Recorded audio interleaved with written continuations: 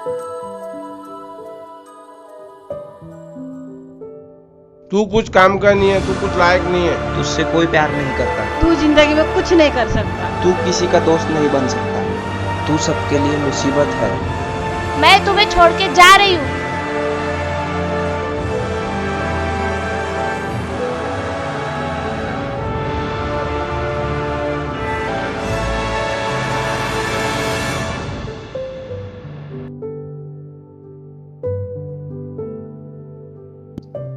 आज हमारे सामने कई ऐसे मुद्दे हैं जिनसे हम लड़ने की बजाय उन पर पर्दा डालने की कोशिश करते हैं।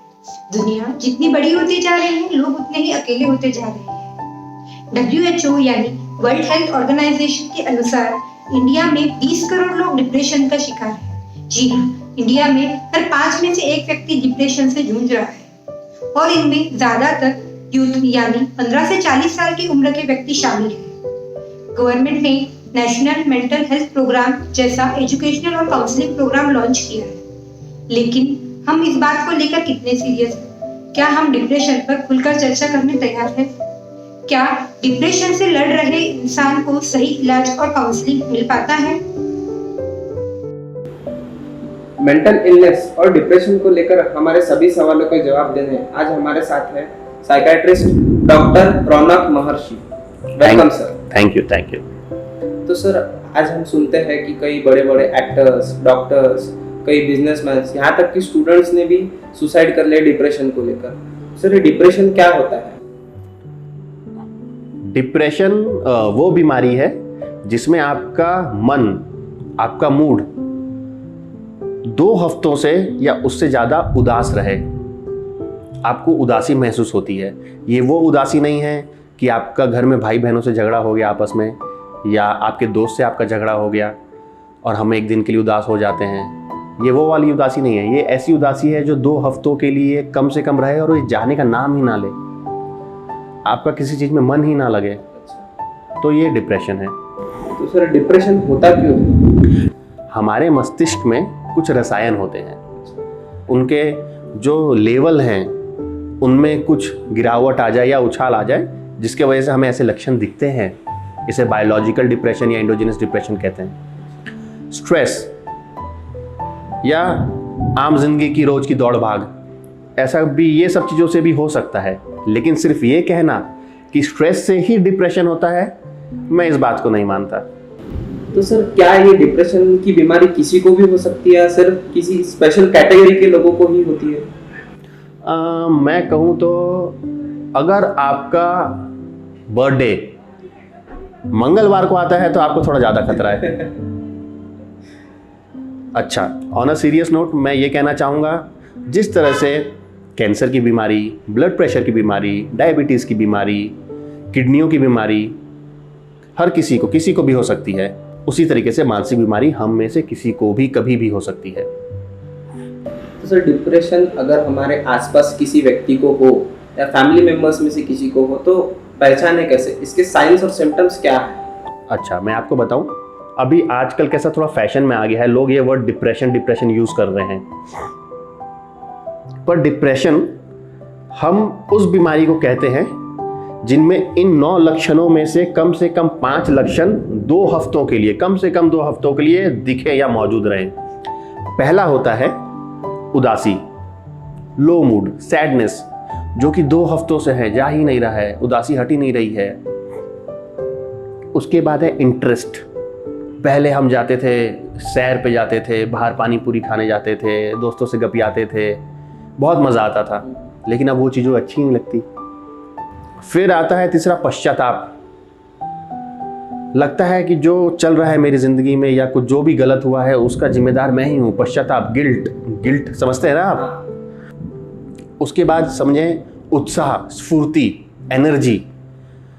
मरीज को ऐसा लगता है कि शरीर में बहुत कमज़ोरी है, किसी चीज़ के लिए स्फूर्ति नहीं है, ताकत नहीं है, काम करने में ऐसा ताकत की अनुभूति नहीं होती अपने दैनंदिन काम करने के लिए भी। उसके बाद अगर हम देखें, जो कि बहुत ही आम है, तो वो है कंसंट्रेशन।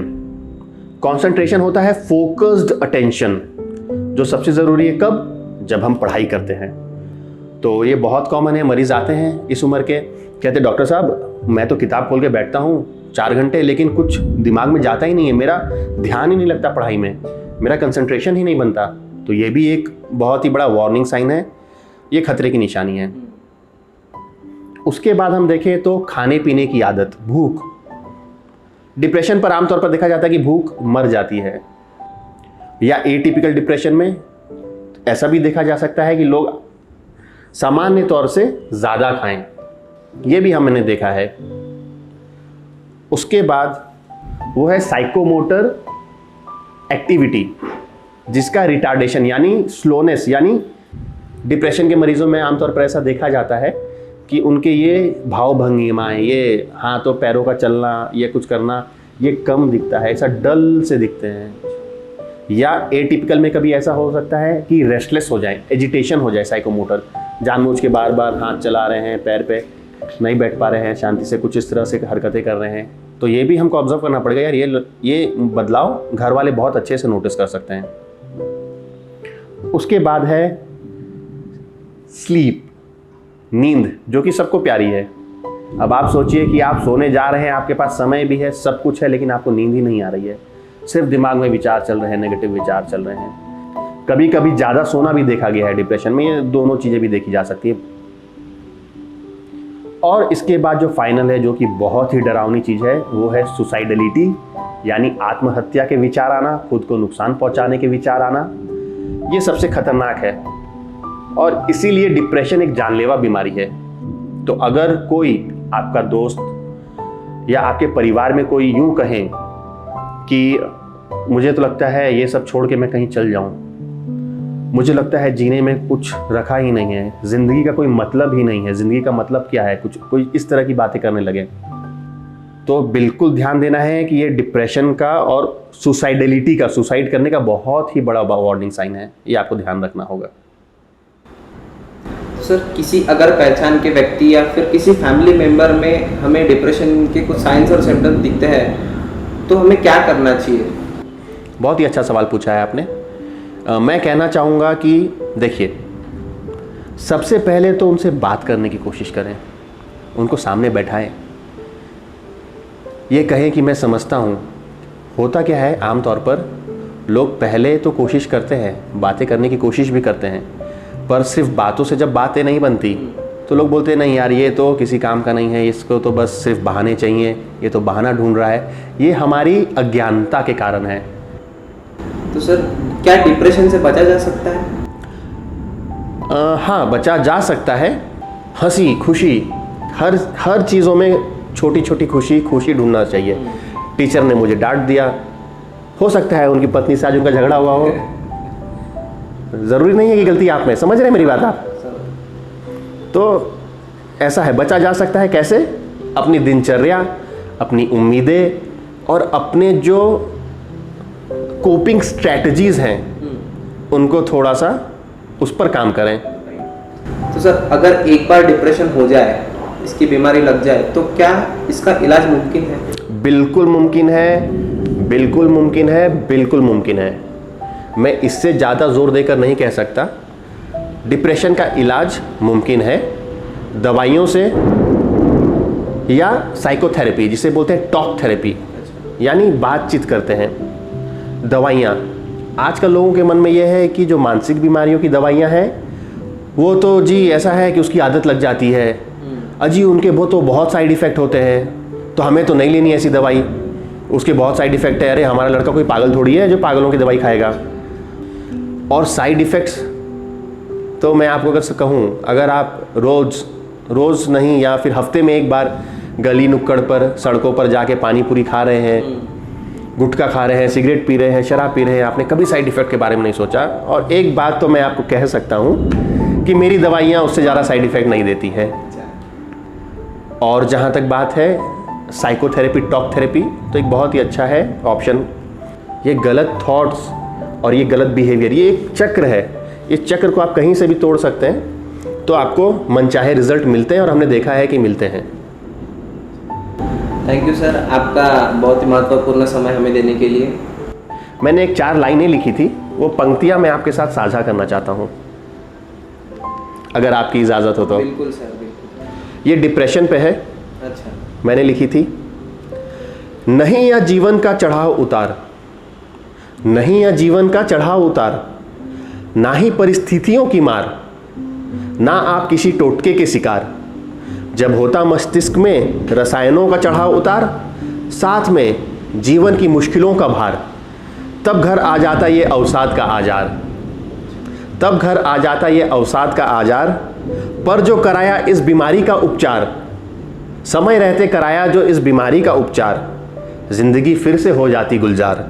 नहीं रहते नकारात्मक विचार, आओ दोहराएं ये बार बार।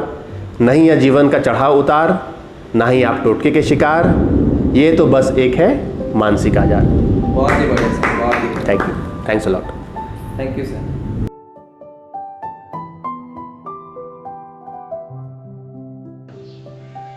हेलो, मेरा नाम अजिंक्य आवर है। मैं 22 साल का हूँ। तकरीबन 2 साल पहले मैं डिप्रेशन से गुजरा हुआ हूँ, जिसके कारण मुझे मेंटली तो बहुत कुछ सफ़र करना पड़ा, और उसके साथ साथ मुझे फिजिकली भी बहुत कुछ प्रॉब्लम्स फेस करने पड़े। जैसे कि मुझे माइग्रेन का प्रॉब्लम स्टार्ट हो चुका था, और हेल्थ काफ़ी डिजीज़ मुझे फेस करनी पड़ी थी। और एक तरीके से मेरा इंट्रोवर्ट नेचर ही ऐसा था कि मैं किसी से कुछ ओपनली शेयर नहीं कर पाता था, तो जिसके वजह से मुझे काफ़ी प्रॉब्लम्स फेस करनी पड़ी थी। और रीजंस काफ़ी थे डिप्रेशन के, जैसे कि मुझे कुछ ऐसा एजुकेशन में अगर मुझे कुछ परस्यू करना रहा तो वो मैं नहीं कर पाया था। पर्सनल कुछ प्रॉब्लम्स थे, या फैमिली बहुत से ऐसे इश्यूज थे जिसके वजह से मुझे डिप्रेशन फेस करना पड़ा था। लेकिन जैसे जैसे धीरे धीरे मैंने खुद के बारे में सोचना शुरू कर दिया था, मेरे दोस्तों के साथ साथ मैंने बातचीत करना स्टार्ट किया था, तो उन्होंने भी मुझे काफ़ी सपोर्ट किया इस मामले में। और मैंने एक ये चीज़ मुझे दिखी कि मैं अगर किसी चीज़ में अगर खुद इन्वॉल्व होता हूँ, मेरा माइंड अगर उसके अंदर डाइवर्ट करता हूँ, तो मैं इस चीज़ से बाहर निकल सकता हूँ काफ़ी हद तक। तो जैसे कि मेरी हॉबीज़ थी कि मैं इंस्ट्रूमेंट्स में मुझे काफ़ी इंटरेस्ट था पहले से ही, तो मैंने वो चीज़ में काफ़ी डेडिकेशन देना स्टार्ट कर दिया था। तो ये चीज़ मुझे काफ़ी हद तक मुझे इसने डिप्रेशन से बाहर निकाला है। और जैसे कि हमें कह सकते हैं एक टाइप के लिए एक म्यूजिकल थेरेपी थी मेरे लिए, कि मैं डिप्रेशन से इससे इजीली बाहर निकल चुका था।